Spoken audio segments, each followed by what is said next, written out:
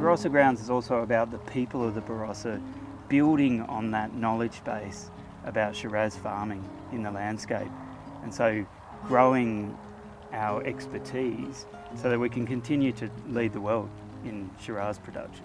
Barossa's been blessed with a viticultural archive, really, that probably for many decades or generations even, it took for granted. You know, the richness and the texture of the Barossa with all of its grounds and all of its varieties and blends that it can do so beautifully, is absolutely worth exploring.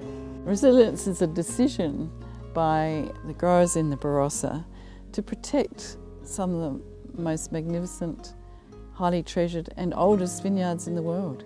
For me, flavour in the Barossa really comes from the age-old craftsmanship, the traditions, the culture. It's about having done things time and time again, slowly and getting things just right. It is a remarkable variety and I think it's intrinsically linked to the history because of its adaptability, and we've got this amazing resource, so dating right back to the 1840s. Now that we are very much part of the international wine world, we've got credentials. I mean, you just have to look at the reputation that a lot of the great makers of Shiraz have established. I think for me, generations is seeing the offerings that you've got, learning from that past, learning from the history of the property, building on it, and then handing it on to the next generation in better nick.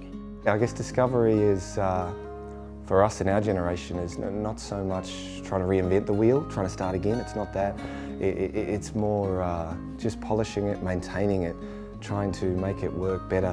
You know, what I love about old vine material, and I look for old vine material on sand, it's what our family's always done, but it's the consistency of that product each year. You've got Langmore with the Freedom Shiraz vineyard, you've obviously got Penfolds with the Block 42 Cabernet. There's so much old material around, and look, there's a lot of conversations about old vine material, but there's a reason it stayed in the ground in the Barossa, is it always grew good fruit. For me, what makes a rare wine is the ability for that wine to tell a compelling story. The wine tells a story of its place, its climate, its soil, but most of all its people.